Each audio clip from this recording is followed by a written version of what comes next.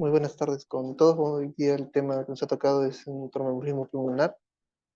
Soy el doctor Avendaño Vera, hospital del médico cardiólogo del Hospital María Auxiliadora.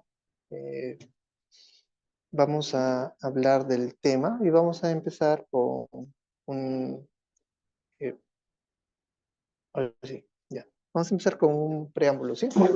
Lo normal es que el corazón se divide en cuatro cavidades, ¿no? Aurículas, derecha e izquierda, ventrículos derecho e izquierdo. Entonces, hay un corazón derecho y hay un corazón izquierdo. Este corazón derecho va a llegar sangre. Ya saben que todo vaso que llega y lleva sangre al corazón, todo vaso que está llegando al corazón, se llama vena. Y todo vaso que sale del corazón se llama arteria.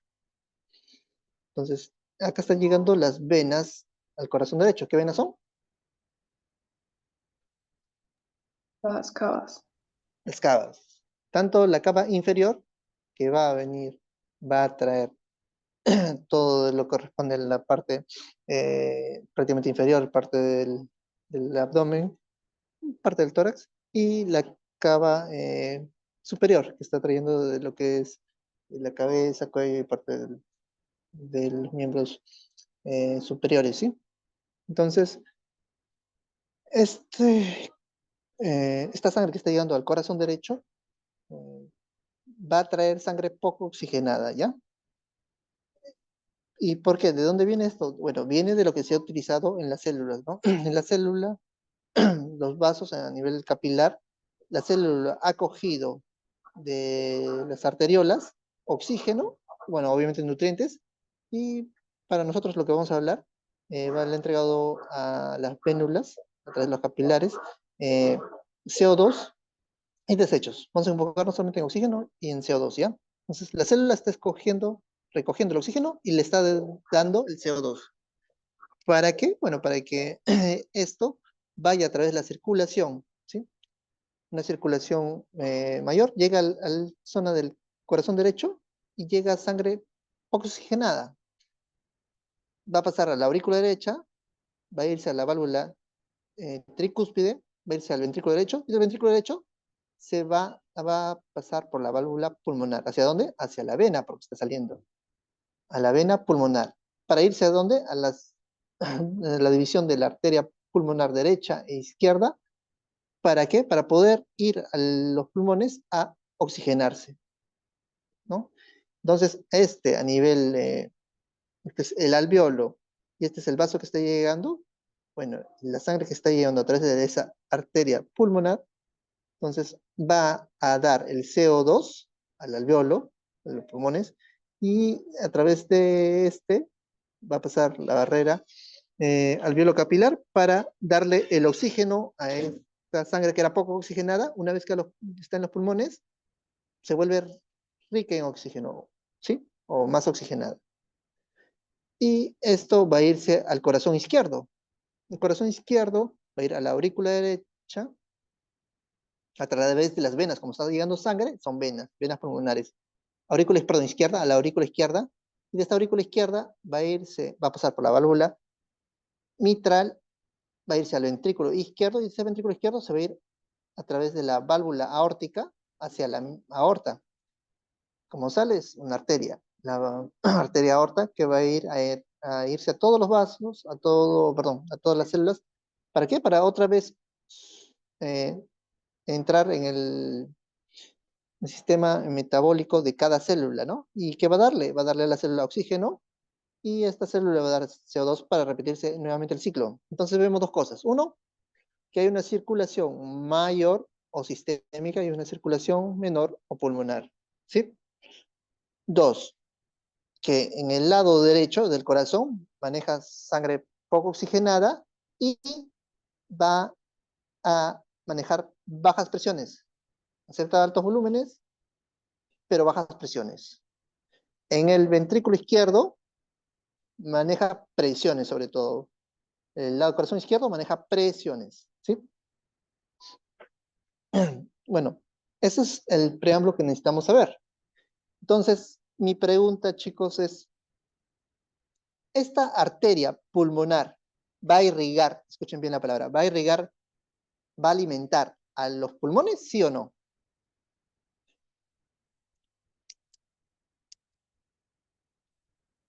¿Entendieron la pregunta? Este vaso que está saliendo del corazón derecho, es decir, a través de la arteria pulmonar, obviamente va a ir a los pulmones, va a ir a irrigar, a alimentar a los pulmones, ¿sí o no?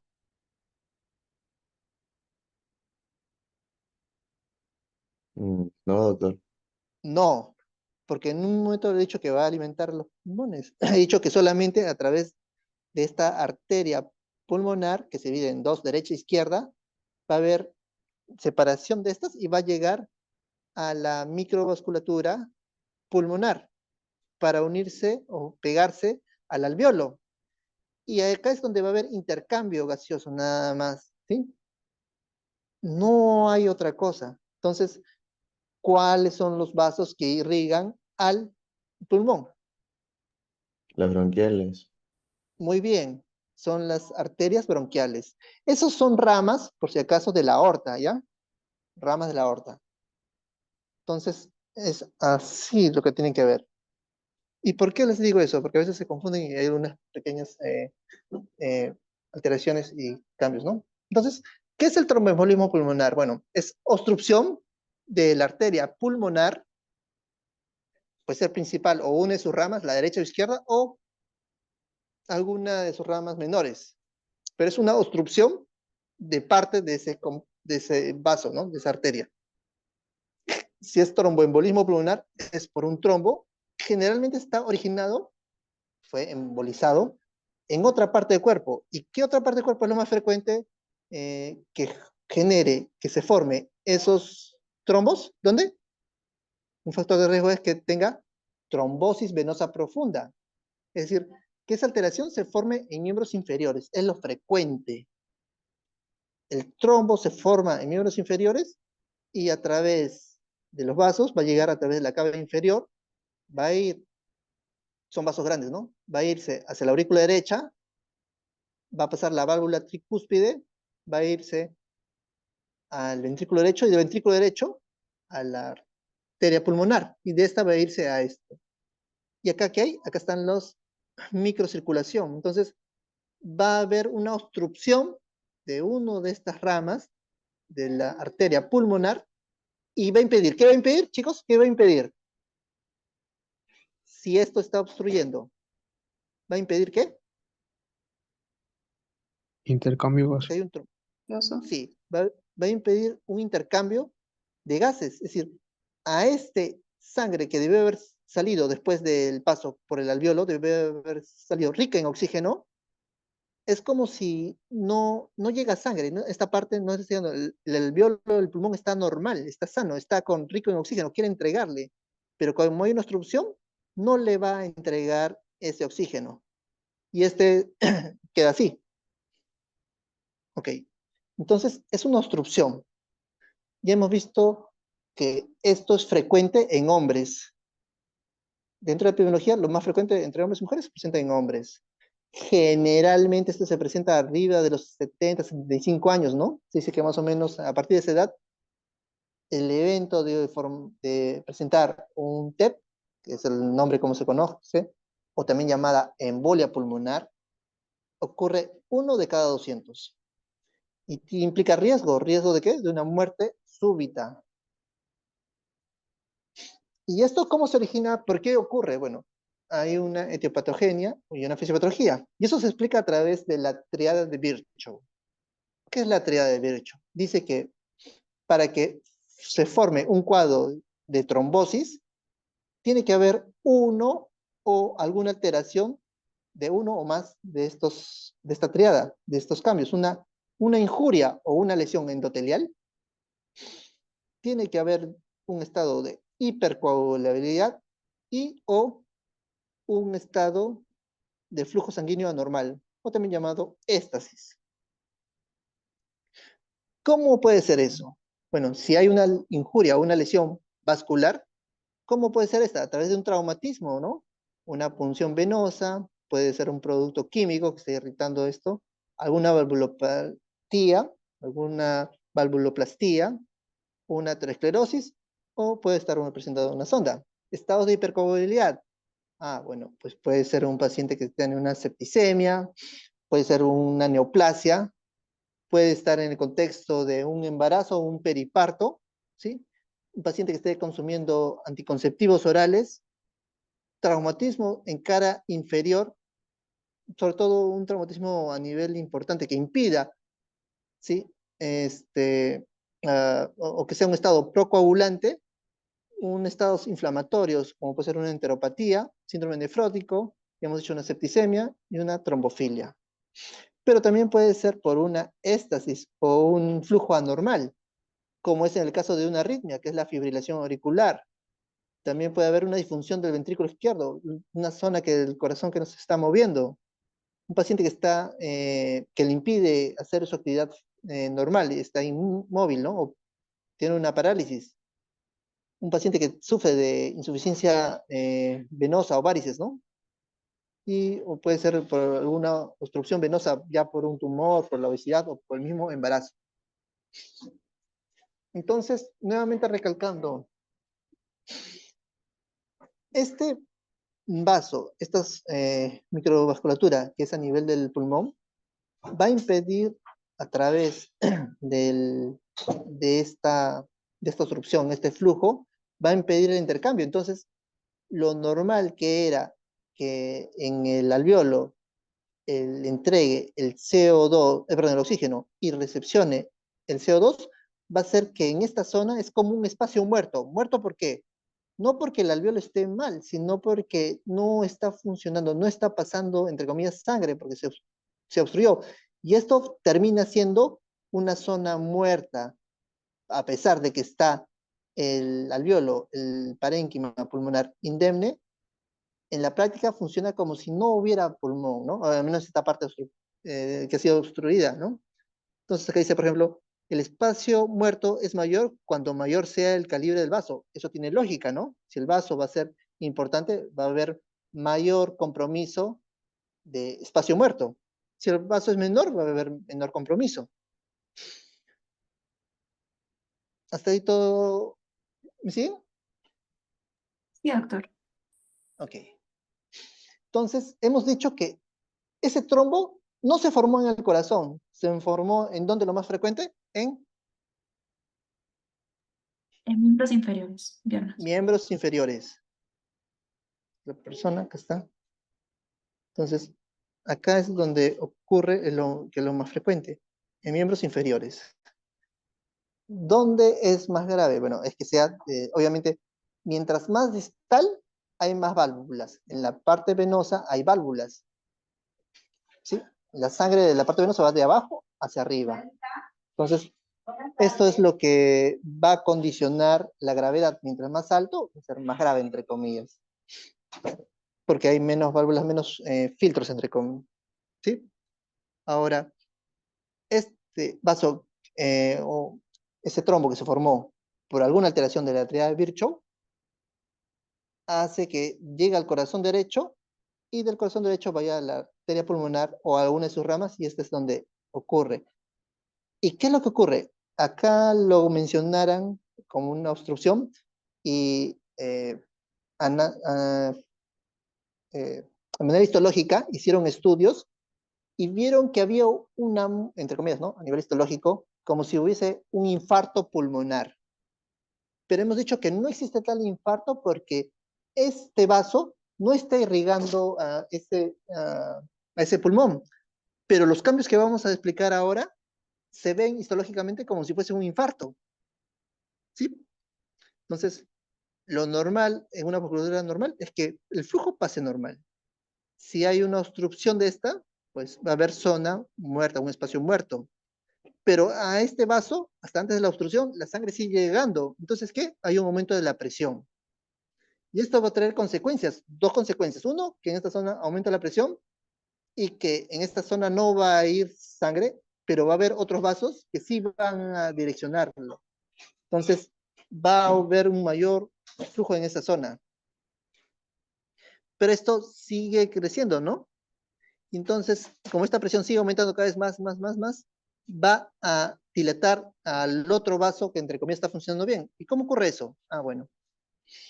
Ya hemos dicho que se forma el trombo en miembros inferiores, llega al corazón derecho y de ahí se van los pulmones.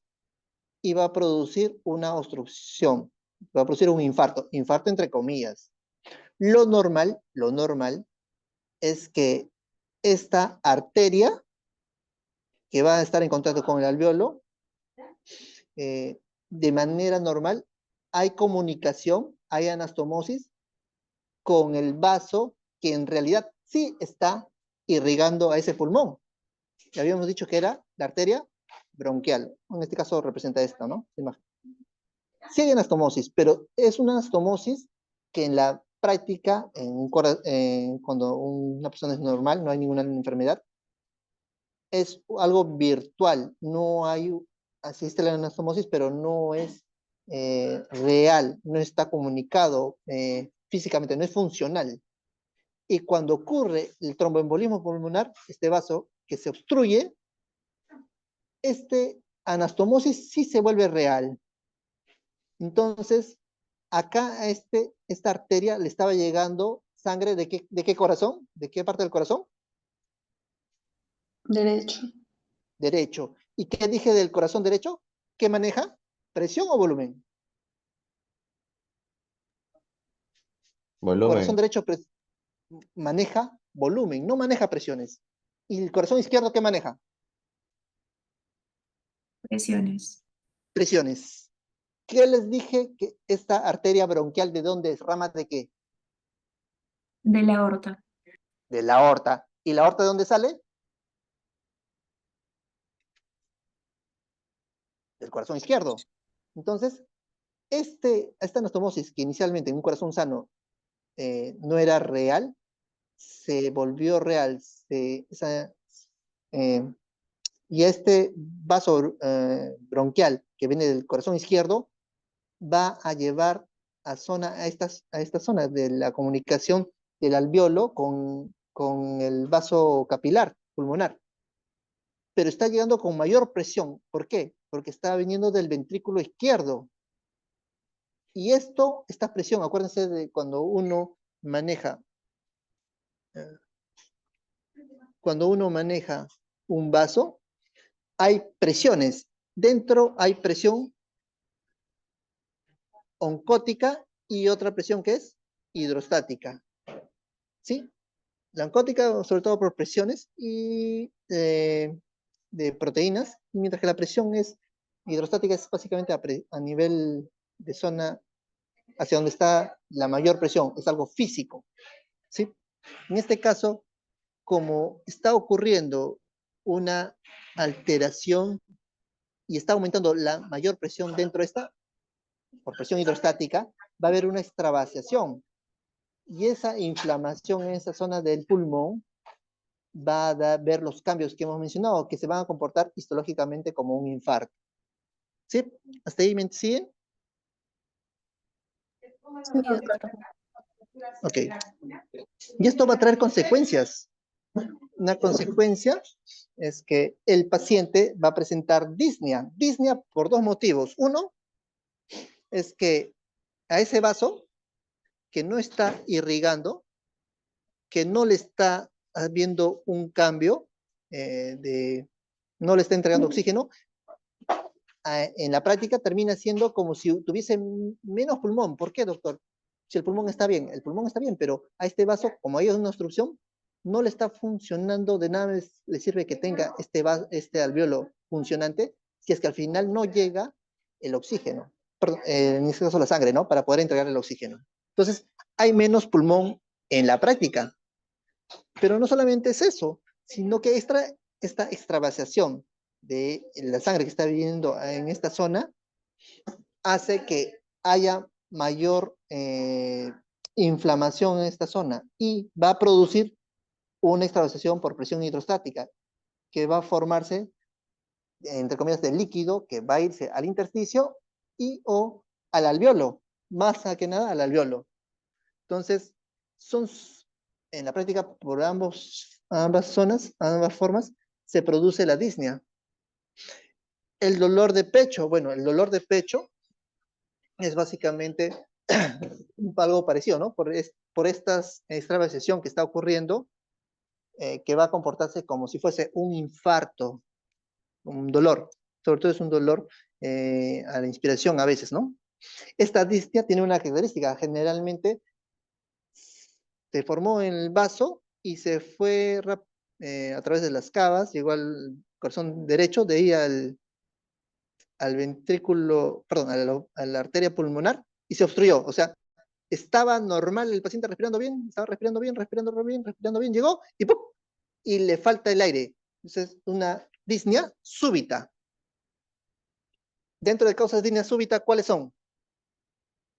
Tienes que pensar en tres cosas importantes, ¿no? Uno,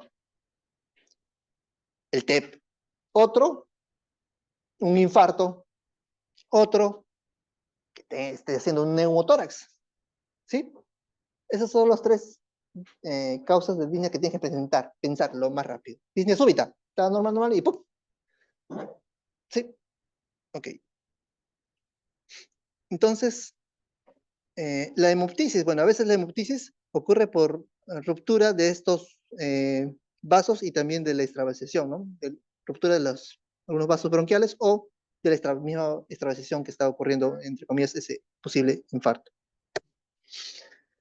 Ok, entonces ya razonando, estábamos acá y hemos dicho, imaginemos que acá sea la obstrucción, pero la sangre sigue llegando, ¿no? Sigue llegando del ventrículo derecho. Entonces se va acumulando sangre. Obviamente se va a ir hacia esta zona y se va, ¿a qué? Acumulando. Va acumulando y va a haber sangre que va a estar en esta zona. Que está, porque la sangre sigue llegando a través de las cavas. Entonces, como la presión está aumentando, hemos dicho que el ventrículo derecho maneja presiones. No. No maneja presión. Entonces, va a ser, como aumenta cada vez más la presión, este ventrículo derecho que estaba funcionando bien, empieza a funcionar de manera no adecuada. Va a haber una disfunción del ventrículo derecho. Puede haber dilatación de zonas, en este caso ventrículo derecho y otras cosas más, que ahora lo vamos a ver. Entonces, este es un ciclo que ocurre poco a poco. ¿Cómo es? Hay una poscarga, o sea, la presión de este ventrículo está aumentando. Hay una dilatación del ventrículo derecho. Hay una insuficiencia de la válvula tricúspide. Hay un aumento, porque estamos diciendo que la sangre sigue llegando, o sea, la presión de las paredes del ventrículo derecho están aumentando. Y hay una activación de una cascada neurohormonal. Va a producir inflamación. Este corazón derecho, como quiere seguir funcionando bien, va a requerir una mayor demanda de oxígeno, o sea, va a trabajar más para seguir funcionando bien. Ya sabemos que hay un cortocircuito auriculoventricular intrapulmonar. Y esto va a traer como consecuencia que va a haber zonas del ventrículo derecho que van a sufrir, que van a producir una isquemia y una lesión hipóxica. ¿Qué más ocurre? Este corazón derecho que estaba funcionando bien va a disminuir, no va a contraerse de manera adecuada, o sea, va a haber una disminución de la contractilidad. Para que se mueva bien el lado derecho, izquierdo, para que se mueva bien el lado izquierdo, ¿qué es necesario? Que el lado derecho funcione. Si no le está llegando sangre al lado de la sangre del lado derecho por la obstrucción, este lado izquierdo va a sufrir. Y este lado izquierdo va a tener consecuencias. ¿Qué? Va a disminuir una precarga del ventrículo izquierdo. ¿Por qué? Porque no le está dando sangre del lado derecho. Obviamente el gasto cardíaco del ventrículo derecho también no está funcionando bien. Y el gasto cardíaco en general, sobre todo ya hablan del izquierdo, va a disminuirse. Como no hay sangre que esté yendo al lado izquierdo, obviamente esto tiene que ver con la severidad, ¿no? Una cosa es que sea un vasito pequeño y otra cosa es que sea un vaso grande. Va a traer una disminución de la presión sistémica, o sea, de la presión. Y esto va a haber una disminución de la perfusión coronaria del ventrículo derecho. ¿Y qué va a traer como consecuencia? Un suministro disminuido al ventrículo derecho. ¿Y eso qué trae? Esto está desencadenando es a través de, el paciente puede entrar en un shock. Shock porque ya tiene hipotensión. Shock no solamente es hipotensión con zonas de hipoperfusión. Ya vemos zonas que están poco perfundidas. Entonces ya sería un shock. Pero no es cualquier shock, es un shock obstructivo. Entonces, el TEP produce un shock obstructivo. Y esto, obviamente, dependiendo del vaso, la severidad, va a producir una muerte. ¿Hasta ahí todos me siguen? Sí, doctor. Perfecto. Ahora, hay factores de riesgo que son más susceptibles a desarrollar este tromboembolismo pulmonar que otros. ¿Y cómo es eso, doctor? Bueno, acá está. Factor de riesgo alto. Se han hecho estudios y el factor de riesgo con un OR, un odds ratio alto, ¿de qué? De llevar a un TEP, a una tromboembolia pulmonar. Bueno, que tenga obviamente fractura de miembro inferior, que esté hospitalizado, sea por insuficiencia cardíaca, fibrilación o flúter, ¿sí? 3 meses previos, hospitalizado, ¿ah? Reemplazo de cadera, cirugías mayores de cadera o de rodilla, un traumatismo importante, un infarto de miocardio en los últimos 3 meses previos, una embolia venosa previa, ¿sí? O sea, una trombosis venosa profunda que haya tenido ya antes ese antecedente, y una lesión en médula espinal. Un factor de riesgo medio o moderado que te lleve a esto, bueno, un otro radio de 2 a 9, los que están viendo acá, entonces una cirugía de rodilla, enfermedades autoinmunes, transfusión de sangre, vías venosas centrales, catéteres o electrodos intravenosos, a un paciente oncológico que está en quimioterapia, una insuficiencia congestiva o respiratoria, puede ser agentes estimuladores de eritropoiesis, un paciente que está con un reemplazo hormonal, ¿sí? Una fertilización in vitro porque le dan también hormonas, anticonceptivos orales, un paciente que está en puerperio, un paciente con una infección, específicamente asociado a una neumonía, tracto urinario o un paciente con VIH, una enfermedad inflamatoria intestinal, cáncer, ¿no? Sobre todo si está en una enfermedad metastásica, o los cánceres más susceptibles de producir un TEP, es el pulmón, el de mama, el de páncreas. Un paciente que ha tenido un evento cerebrovascular, ¿no? Y que le ha llevado a que pueda movilizarse. Una trombosis venosa pero superficial, ¿no? O una trombofilia. Y otro que tenga un factor de riesgo bajo para TEP, o el paciente que está en reposo en cama, paciente diabético, un hipertenso, alguien que no está, tiene una inmovilidad, puede ser un viaje largo, ¿cuánto, no? 10, más de 10, 12 horas sin poder movilizarse, ¿no? Un aumento de la edad, una cirugía laparoscópica, una obesidad, un embarazo y paciente que sufre de varices. Eso es en cuanto a los factores de riesgo de que te dé un TEP. Pero nosotros, alguien que viene con una clínica, va a ser una clínica generalmente puede ir, si el vaso es menor, puede ser asintomático y puede encontrarse, por algún motivo se le hace algún estudio y se puede encontrar que haya hecho un TEP, un TEPcito, entre comillas, ¿no? Pero también puede ser que presente síntomas. Ok, entonces, ¿yo cuándo voy a pensar eso? Primero, vamos a la clínica. El paciente presenta disnea. Entonces, ¿cuál es lo más frecuente? La presentación clínica, obviamente que depende, ¿no? Tiene su truquito. O sea, lo normal es que no haya síntomas. Y si siente síntomas, ¿va a ser cuál? Lo más frecuente, la disnea.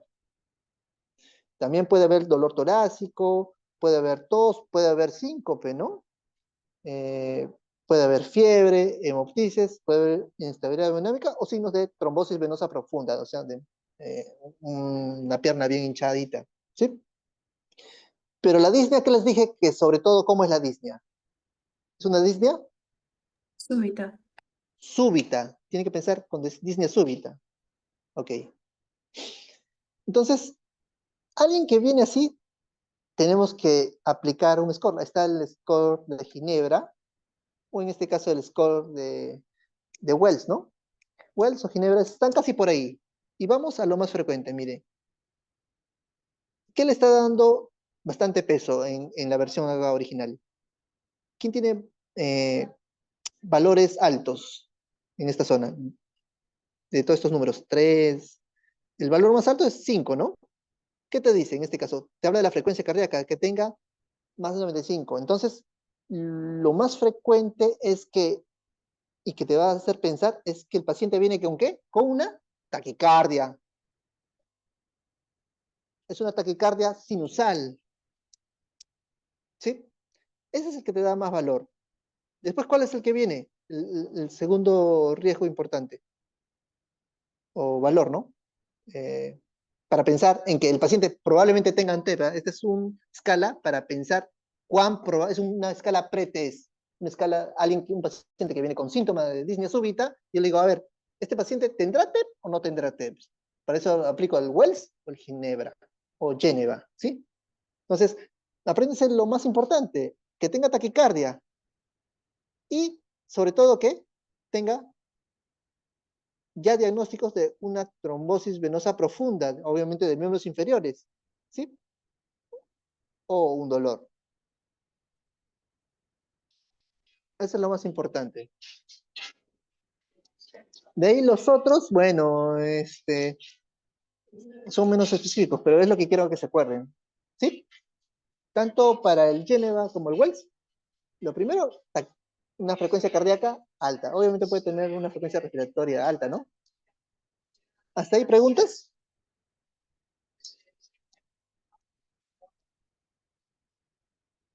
El de Wells hay varias formas de clasificarlo. Una forma de clasificarlo es si tiene una probabilidad, así como ponen acá, ¿no? Una probabilidad, si se hace sumas, y si es que tiene una probabilidad baja, puede ser intermedia o alta. O otra forma es poner dos valores nomás, si es baja o alta, con escalas modificadas, ¿no? Entonces, basta con que tenga más de 4 en Wells, la modificada, te habla de un alto riesgo. Y si es menos de 4, un bajo riesgo. ¿De qué? De TEP. Esa es probabilidad pretest. ¿Hasta ahí me siguen?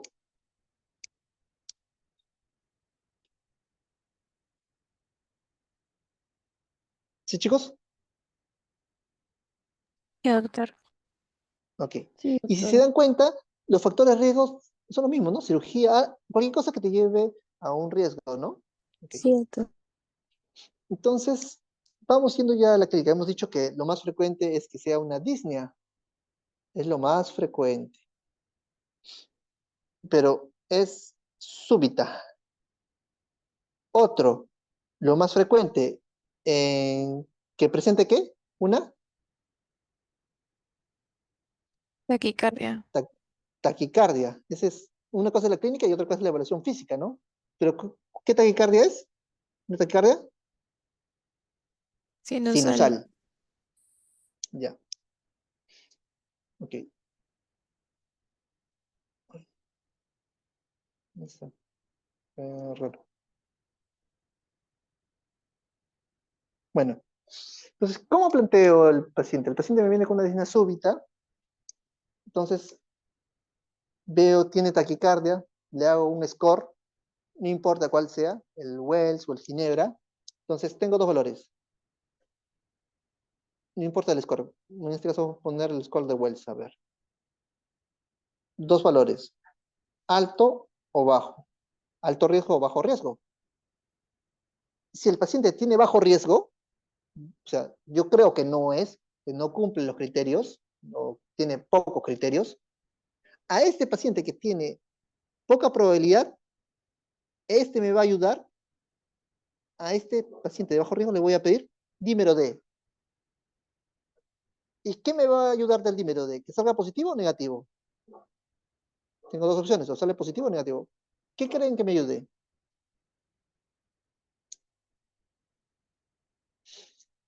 ¿Qué es el La dímero D? Es un producto de la degradación de la fibrinólisis.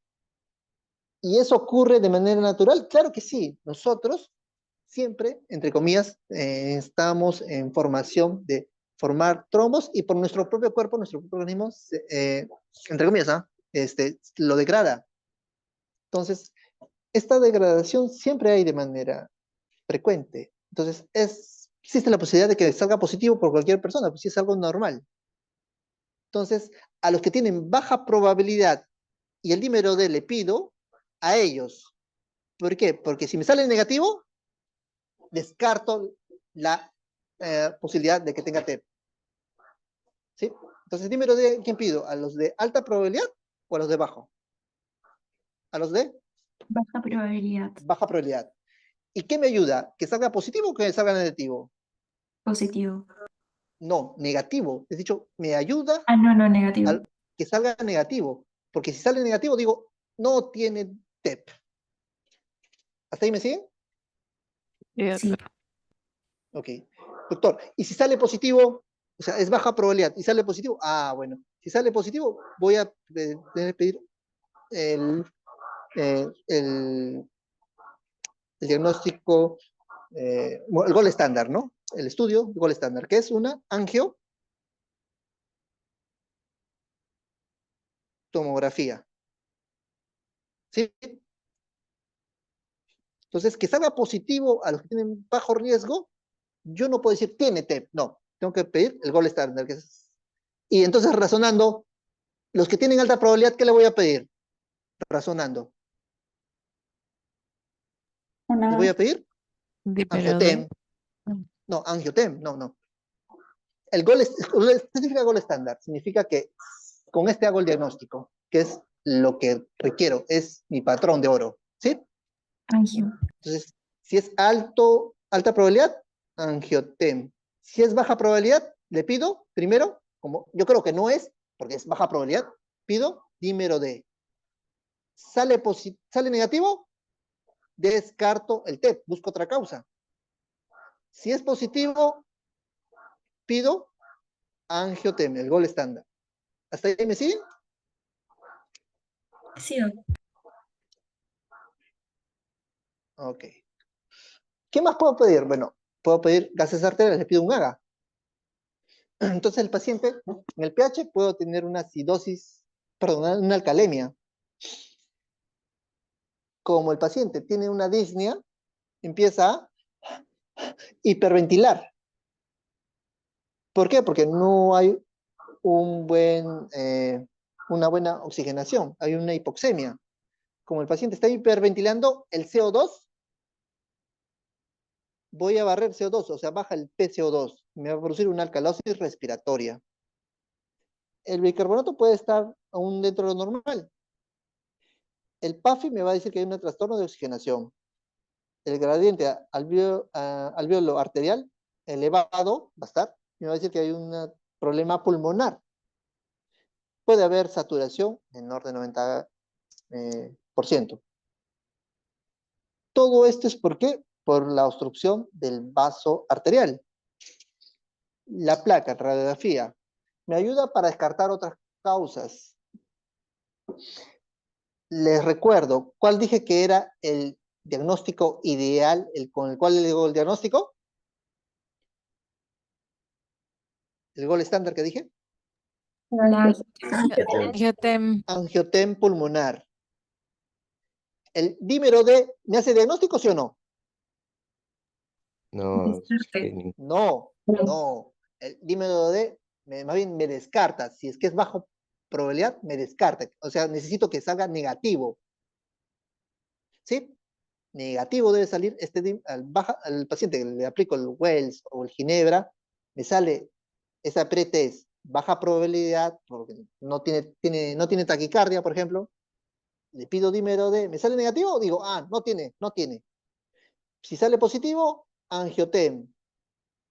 Y si el paciente es altamente probable, con estas escalas, de que sea un TEP, a este no lo voy a pedir el dímero, porque el dímero no me sirve para nada, me sirve solamente para descartar. A este le pido el angiotem. Los gases arteriales, el AGA, ¿me sirve para hacer diagnóstico? No, solamente me sirve para ver cómo está el paciente, pero no me hace hacer diagnóstico. Radiografía. La radiografía, lo normal es que salga una radiografía normal. Lo frecuente en el TEP es que me salga una radiografía normal. Es lo más frecuente, lo más frecuente. También le pido para qué. Si va a salir normal, pues, por ahí puede ser que es una disnea súbita. ¿Qué tal si ha hecho un neumotórax? ¿Sí? Entonces, ¿por qué pido radiografía, doctor? Bueno, puede ser que vea unas imágenes, unos patrones que son típicos, pero no son frecuentes y no hacen un diagnóstico patognomónico, como es el signo de Westermann, la joroba de Hampton y el signo de Fleischner. ¿Qué son esos, doctor? Bueno, Westermann es el pulmón oligoémico, es decir, lo normal, no sé si han visto los pulmones en una placa, lo normal es que haya vasitos, entre comillas, ¿no? Es lo normal, que se ve así, porque es sangre que está llegando a través de las ramas de la arteria pulmonar. Mientras que el signo de Westermann significa que hay una zona que no se ve, que no hay, está completamente negro, ¿sí? Está completamente negro, que es lo que estoy pintando como rojo. Entonces, hay zonas oligoémicas, o sea, como si estuviese completamente negrito. Y es porque no está llegando esos vasos. Estos vasos no está llegando. ¿Y por qué? Porque ha producido un TEP. No está llegando a esta zona. Los vasos, en vez de llegar a esta zona, no llegaron. ¿Entienden? Es una imagen negrita. No es frecuente que se vea, es poco frecuente, es raro. ¿Qué más puede verse? Por ejemplo, acá. ¿Lo ven, chicos? ¿Ven el Sí, doctor. pulmón derecho? El pulmón derecho acá, ¿cómo lo ven? ¿De qué color? Negrito, ¿no? En comparación al lado izquierdo. ¿Acá lo ven? Sí, sí, doctor. Completamente negrito. Sí, doctor. Es porque no está llegando. Miren, acá miren, les voy a enseñar. Acá hay como unos blanquitos que son los vasitos que están llegando. ¿Lo ven acá? Ujú, Es sí. lo normal. Ya. En este no está llegando, en esta zona es completamente al lado, en este caso, viendo ustedes la pantalla, viendo al paciente el pulmón derecho del paciente, es completamente negrito. Es porque no se está dibujando esos vasos. ¿Por qué? Porque hasta acá no me llegó, acá es la obstrucción, probablemente un vaso importante, ¿no? Un vaso importante, ¿sí? Ese es signo de Westermann. La joroba de Hampton, es básicamente zonas de atelectasia cercanos a nivel diafragmático. En este caso, es esto es la joroba de Hampton, porque producen atelectasias. ¿Es frecuente eso? No. ¿Es patognomónico? O sea, si yo te encuentro eso, ¿es TEP? No. Ni este tampoco, en el Westermann tampoco, esto hace el diagnóstico de TEP. Pero sí son típicos. El de signo de Fleischner, bueno, Fleischner es como que si hay un vaso que está obstruido, entonces lo normal es que se vea así, entre comillas, pero en este caso, el vaso, una parte, hay como una obstrucción, como que no continúa, y es porque ahí se produjo el stop. ¿Sí? Y acá lo estábamos viendo en la tomografía, miren, acá ves, lo blanquito es la angiotem, este es el angiotem. Estos son los vasos pulmonares. Pero acá ven, mira, uno que es, hay un stop. Lo ven en una zona, está claro, ¿no? Un ratito, acá. Esta es la zona. Este es lo normal, que este es a nivel de los vasos, debe verse así, todo blanquito, pero acá hay un stop. Y este es el trombo que se ha quedado ahí. Entonces, lo que nosotros vemos es en la placa es esto. Como si hubiera un stop de ese vaso. No es frecuente también. En electrocardiograma. Entonces, en electrocardiograma, una cosa es que sea lo más típico, común, perdón, lo común o lo más frecuente. Otra cosa es lo típico y otra cosa es patognomónico, ¿ya? Patognomónico significa que si yo tengo eso, tiene la enfermedad. Y acá en TEP, en el electro, no hay patognomónico. En el electro, lo más típico que lo más común que va a ser, que encontremos ¿qué? Lo común, que va a haber una taquicardia Sinusal. Sinusal. Sí. Ahora, lo típico no significa que si tiene esa enfermedad, en este caso TEP, no. Ahora vamos a ver lo típico, ¿ya? Lo típico es para así como que, si lo vemos, pensamos, pero no podemos decir que tiene. Entonces, en el electro, ¿qué vamos a ver? Podemos ver varias cosas, ¿no? Uno es la imagen de bloqueo de rama derecha, o un bloqueo de rama derecha. Y este paciente sí tiene eso, un bloqueo de rama derecha. ¿Por qué? Porque tiene la forma en B1, B2, en B1 o B2, la siguiente, la R, S, R', R, S, R'. Y acá están, ¿no? Lo vemos en B1, en B2.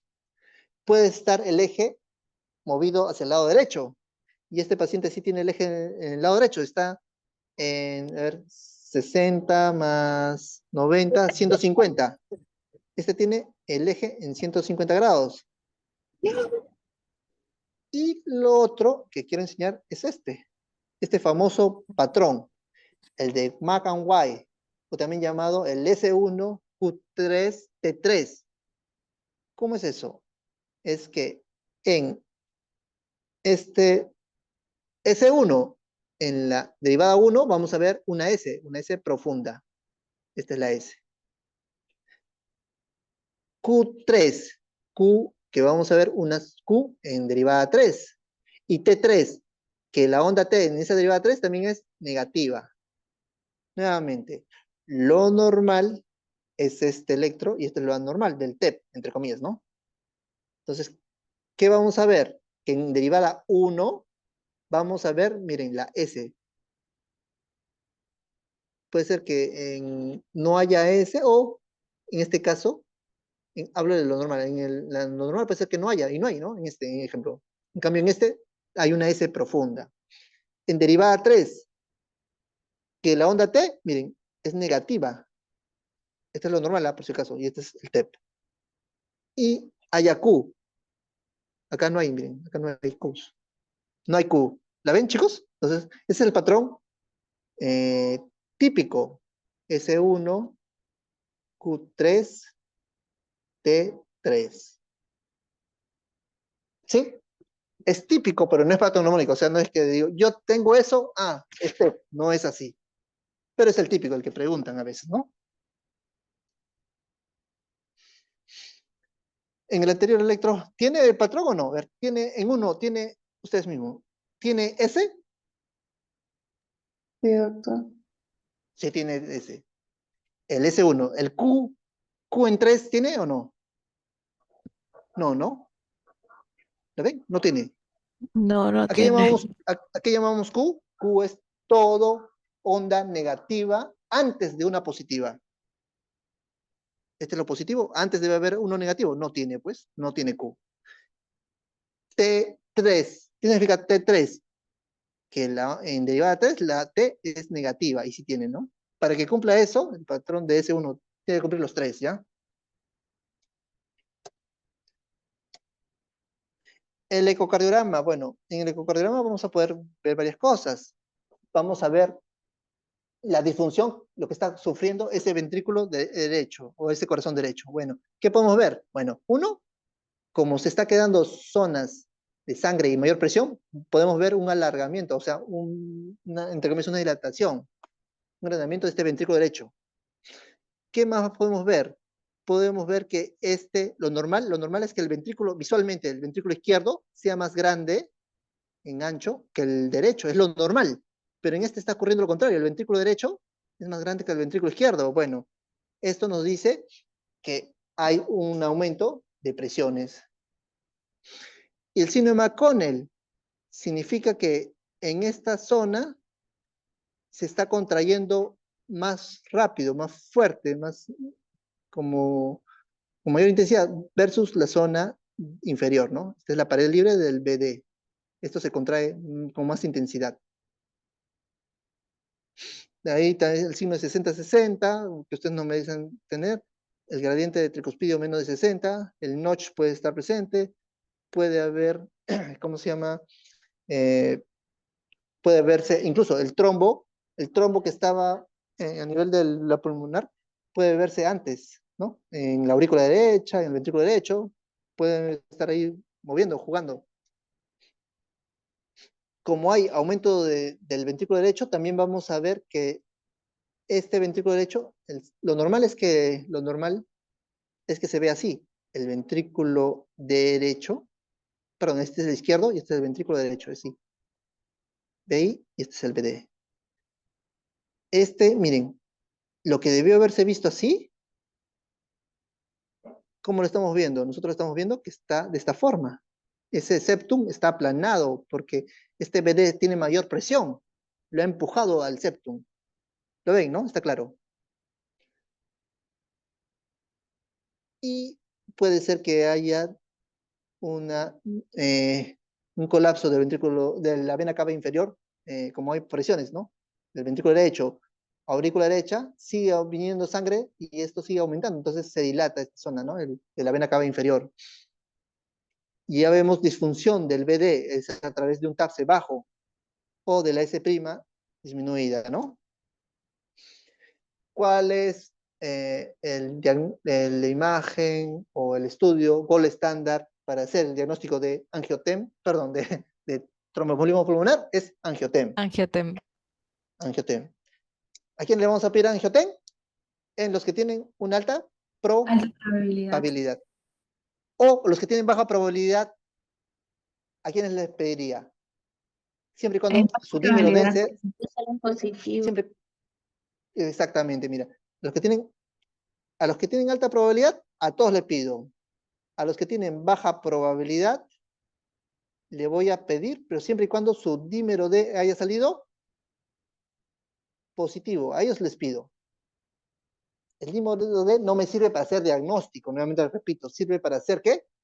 Una exclusión. En los de baja probabilidad, de los que salen negativos, me los excluyo.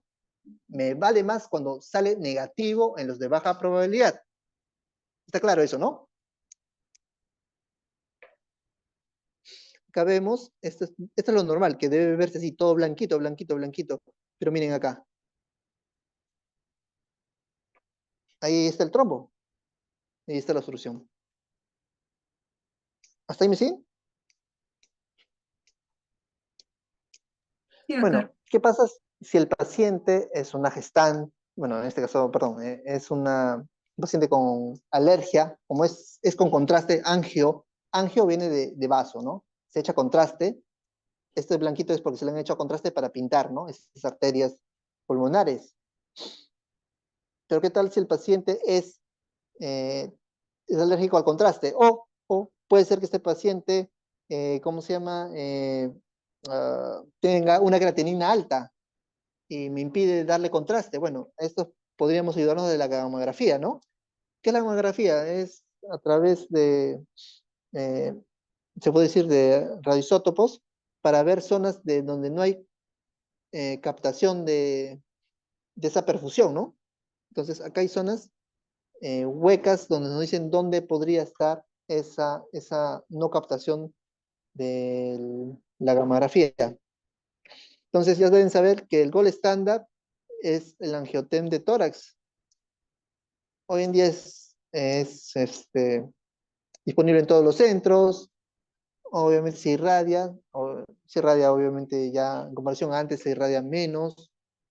El tema es que necesitas darle contraste. La gamografía no necesita dar contraste. Obviamente sí se irradia igual. Y es una irradiación menor, ¿no? A la tomografía, a la angiotem. Antes se utilizaba la arteriografía, o sea, se le hacía, antes era como el gol estándar, ¿no? Hoy en día ya no se utiliza, esto ya no, entonces el gol estándar, angiotem de tórax. Dije que una forma de manifestarse es el paciente que tenga una inestabilidad hemodinámica. ¿Y cómo se puede presentar esta inestabilidad hemodinámica?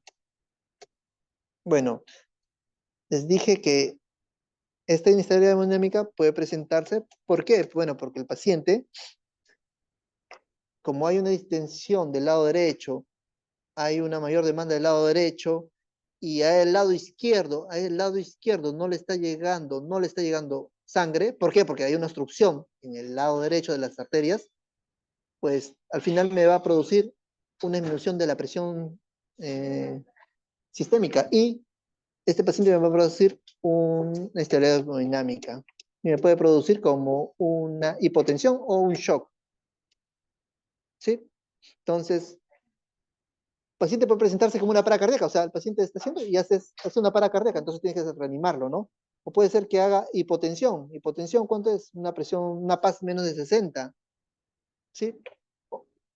Más o menos más arriba de 15 minutos, pero también puede ser un shock obstructivo, es decir, una hipotensión, y puede ser que requiera vasopresores, y hay también una hipoperfusión, ¿no? Zonas de órganos que vemos que están afectados, ¿no? Como puede ser el estado mental, puede ser que tenga frialdad distal, puede ser que esté orinando poco o no orine, o el lactato esté alto, ¿no? Y hemos hablado de escalas para ver la probabilidad si tiene TEP o no tiene TEP, pero también hay otras escalas para ver si el paciente, ese TEP que ya fue diagnosticado, ver su gravedad, si es muy grave o no es tan grave. ¿Qué hace esta gravedad? Bueno, la edad, ¿no? Entre más años es más riesgo. El hombre es más riesgoso que la mujer. Si está con un cáncer, ¿no? Entonces vamos a ir nuevamente. ¿Qué te lleva más? Que tenga más puntos. Que tenga un estado neurológico alterado, ¿no? ¿Qué más? Que tenga cáncer. ¿Qué más? Que tenga una presión sistólica menos de 100. O sea, llegando a una hipotensión, ¿no? Y esto nos da un riesgo de muerte. Pero también hay otras formas de clasificarlo, ¿no? En esta escala de gravedad del TEP. Bueno, si hay inestabilidad hemodinámica, si tiene una escala de gravedad de TEP tipo PESI alta, si tiene disfunción del ventrículo derecho, ¿sí? Sea por ecocardiograma o por angiotomografía, perdón, todos esos son y tiene troponinas altas. Doctor, troponinas, sí, troponinas. Nos habla de un alto riesgo. ¿De qué? De gravedad de TEP. Si cumple todos esos menos la inestabilidad hemodinámica, pues si cumple todo eso, nos habla de un intermedio alto. Si cumple, para que sea un intermedio bajo, debe ser un PESI o algún criterio de TEP grave alto, y uno positivo, o sea, de disfunción del BD o troponinas, ¿no? Y el bajo, pues solamente que cumple ninguno, ¿no? No cumple ninguno.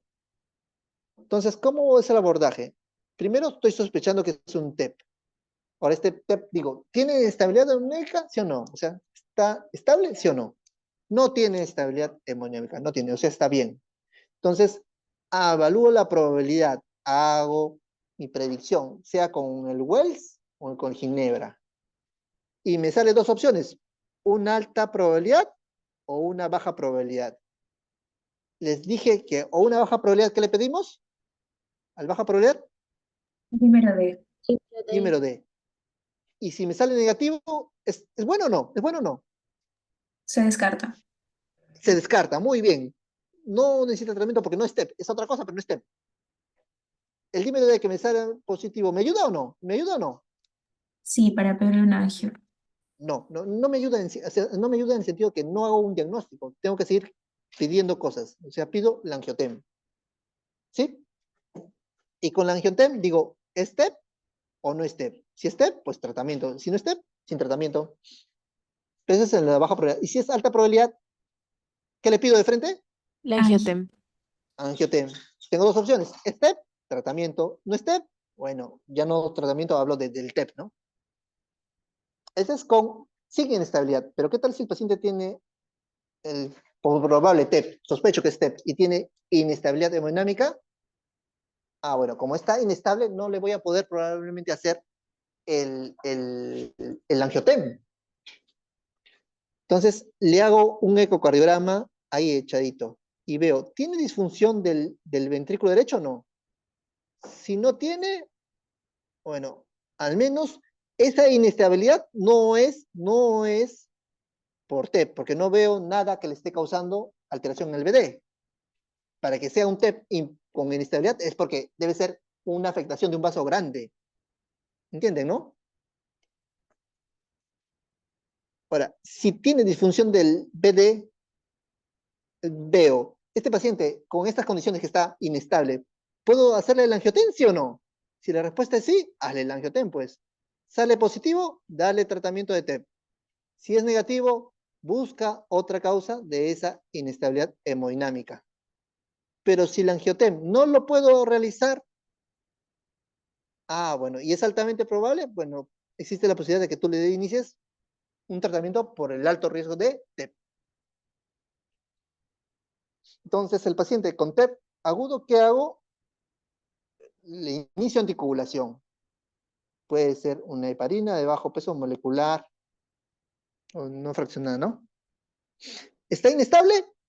Si está inestable, es un paciente de alto, de alto riesgo. Y acá está, el paciente ya está confirmado, ¿ah? Paciente con TEP, dice, no dice probable, dice, ya el paciente tiene TEP. A todos los anticoagulos. ¿Tiene inestabilidad hemodinámica? Sí tiene inestabilidad hemodinámica. Bueno, a este paciente le doy un tratamiento de perfusión de soporte. ¿Cómo es eso? Bueno, puedo hacerle una trombólisis, paralizar ese coágulo.